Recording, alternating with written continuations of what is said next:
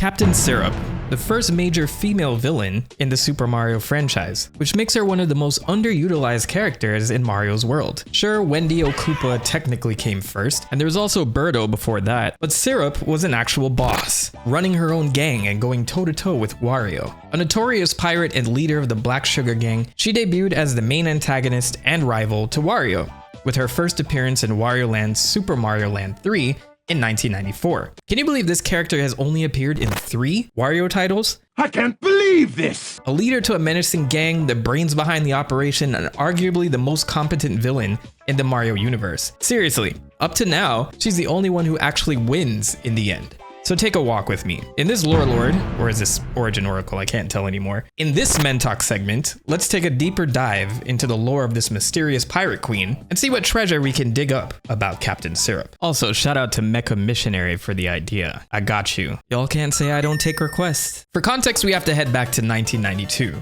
Super Mario Land 2's 6 golden coins released for the Game Boy, putting Mario on a brand new portable adventure to take back his castle from this weirdo named Wario. And Wario has been reported over the years to be a character that originally symbolized the team's disdain for working on a game starring someone else's character. Shigeru Miyamoto, who is famous for being the creator of Mario, was on a totally different team, working on titles like Wave Race and Super Mario Kart. While Nintendo R&D 1, the team responsible for the Super Mario Land titles, were forced to create portable games to recreate Mario's success on the Game Boy.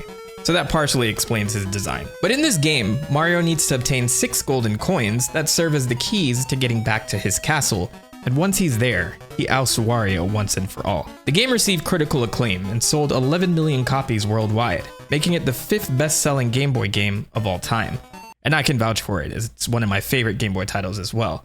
But seeing it receive such a response, Nintendo R&D 1 went on to create a spin-off series for their new character, starting with Wario Land Super Mario Land 3. Yeah, they still kinda had to use Mario's name to prop this one up. But this flipped the Mario formula on its head. You now play as the villain, or ex-villain, running around bashing minions from another unsavory group. The game kicks off after Wario's crushing defeat from Mario. He's penniless and needs to gather funds again to get his own palace. Luckily, he hears this rumor. The pirates of Kitchen Island have stolen the giant golden statue of Princess Toadstool. And so Wario decides to beat Mario to the punch in finding it, and cash it into the princess for ransom money, while robbing these pirates of their treasure as well. Enter Kitchen Island, home of the Brown Sugar Pirates, later called the Black Sugar Gang, led by Captain Syrup, known the world over for being a really rotten and ruthless guy. Yeah, they referred to her as a guy in the manual, and it's hard to confirm whether this was intentional to keep the reveal a mystery or a translation mistake. But actually in Japan, they were always known as the Black Sugar Gang, which you can see in the original Japanese manual. But here's where it gets interesting. Black sugar is a special kind of unrefined sugar from Okinawa, Japan, and the Amami Islands in the Kagoshima prefecture, which is also where Wario Land's designer Hiroji Kiyotake is from. So the Black Sugar Gang and Captain Syrup's name aren't just random. They're almost certainly a nod to his home region's famous local specialty. Kuromitsu is a syrup made from this black sugar, which ties it all together. Oh no guys, they have black sugar French toast? I need to move on quick. So Wario must traverse Kitchen Island, braving areas like Rice Beach, Parsley Woods, Lake Asparagus. Get it? Food, because it's Kitchen Island. And Captain Syrup looms out of sight for most of the game, while Wario takes on her henchmen as he relieves them of their valuables. And he'll face bosses like Spiked Koopa, which in my head must have defected from Bowser's army to live life on the high seas. But the others are Minotaur, Penguin, Devil's Head, oh my god, what is that? Bobo, and Ghost, all branded with the insignia of the Black Sugar Gang. And I'd love to know more about how the captain managed to get all of these beasts under her employ. But Wario, determined to get his hands on the Princess Peach statue, overcomes these ruthless pirates, leading him to Syrup Castle, where Captain Syrup awaits. After braving 4 unique levels in the castle,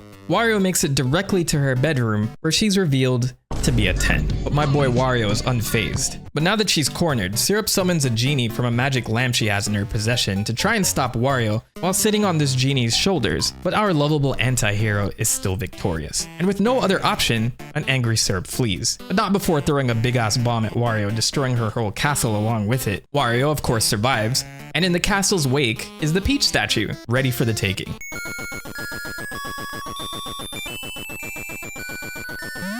This is still hilarious every time I see it. But the game ends at Wario summoning the genie, who offers to grant him his wish to build his new palace, but he still has to pay him, which defeats the purpose of a wish in the first place. But depending on how much treasure you obtain from Syrup and her henchmen, the ending changes, with Wario being granted everything from the entire planet, an actual castle, or his very own birdhouse, which still feels like the right ending to this game. So you might notice if you watch my channel that there's almost zero behind the scenes developer commentary on Syrup herself. Normally I'd jump into those details, but as of right now, they don't exist, and if they did, I couldn't track them down. This seems to be the case for many Wario titles, especially compared to the mainline Mario games, which are very well documented. Maybe that's a meticulous Miyamoto thing, but just like I said in my Wario World video, I would love to interview the minds behind the series myself if I ever got the chance, starting with Kiyotake. So while this game didn't sell as well as Mario Land 2, it was successful enough to warrant a sequel, also created for the Game Boy, Wario Land 2. Captain Syrup would make her return in Wario Land 2 in 1998, getting her revenge by infiltrating Wario's new castle early one morning to steal all of his treasure. But Syrup is a savage.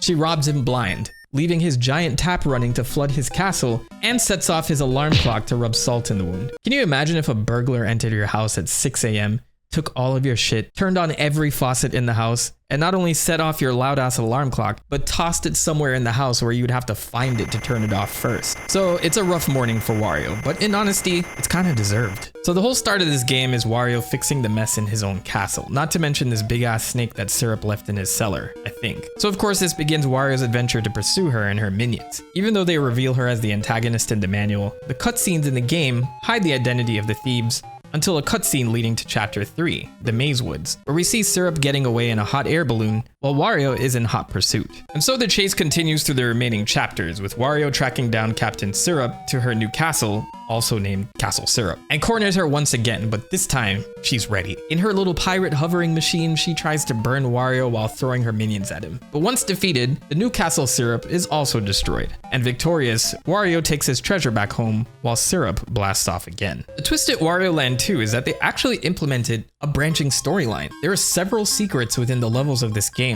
that the players can discover, which can lead to additional chapters and alternate endings. 5 additional ones. For example, at the beginning of the game, the player can just do nothing and have Wario continue to sleep while all of this chaos is happening within his castle. This automatically wins the level and causes the Black Sugar gang to get frustrated that all of this didn't wake him up. So they throw him out of the castle instead and claim the castle for themselves, which leads to Wario now infiltrating his own castle to take on Captain Syrup and her mecha curry. So after this boss, Wario kicks them out and they go blasting off again. This game is so good. There's another path that leads Wario to Syrup's pirate ship, the SST Cup, to which he immediately sinks, and as it falls to the bottom of the ocean beside this ancient temple, this leads to Syrup being captured by this guy. Yeah, and Wario just punches the shit out of her at the end, wow. Or there's that time Syrup and the gang escape to a haunted mansion instead, with Syrup getting captured by this ghost, and again she gets folded. And with Wario getting all of his treasure back, it's time for him to go home.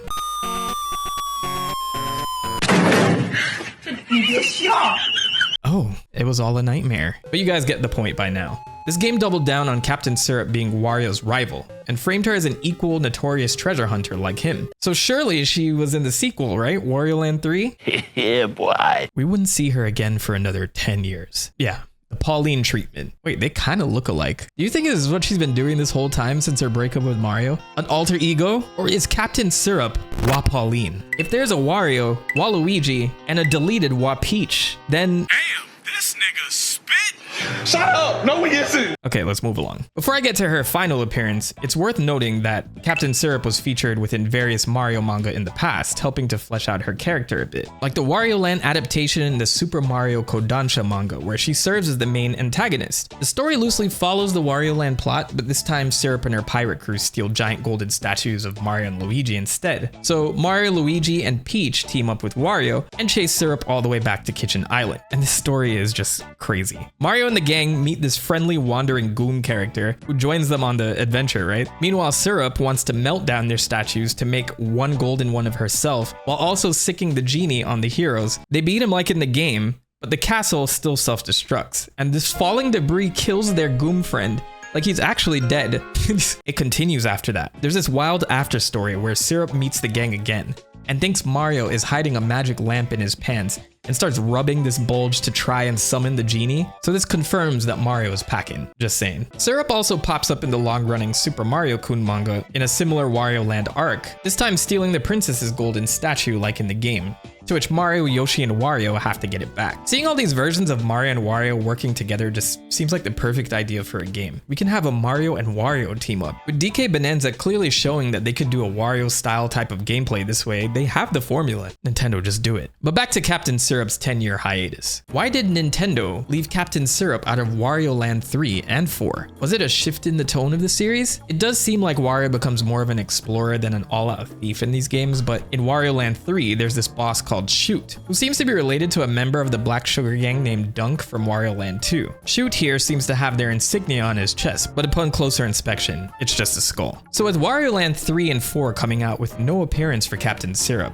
plus all of these WarioWare show up your own ass game. having all of these characters except Syrup, it seemed like her time was up until she made her return in Wario Land Shake It for the Nintendo Wii, released in 2008. I remember this game being incredible, and reviewers gave it a decent 7 out of 10 at that time, but this was an experience for me. It was an entire game hand-drawn, and what a way to showcase Captain Syrup's return with these beautiful animated cutscenes and a full-on redesign. The game begins with Captain Syrup infiltrating a museum to steal more treasure, where she discovers on one of the artifacts another world called the Shake Dimension. And it's in this dimension there's a pirate known as the Shake King who's causing all types of problems, and he steals a bottomless coin sack that can make infinite coins while kidnapping everyone from a tribe called Merfolk, along with their queen, Merelda. So Captain Syrup wants nothing to do with this, while also taking that bottomless bag for herself. So she steals this artifact and enlists Wario to go in there and be a hero with the motivation of money. So that's the whole premise of the game. Wario travels into the Shake Dimension, exploring its various regions while taking down the Shake King's goons and plundering their treasure for himself. So while Wario takes care of things, Captain Syrup runs this pirate shop,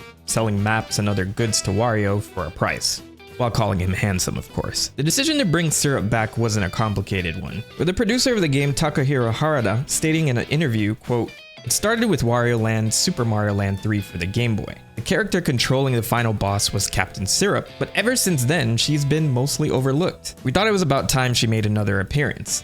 She's pretty and charming and a little devious." Despite what he's saying here, Captain Syrup kind of takes a backseat to the Shake King anyway. And after defeating the Shake King, Wario's thanked personally by Queen Merelda.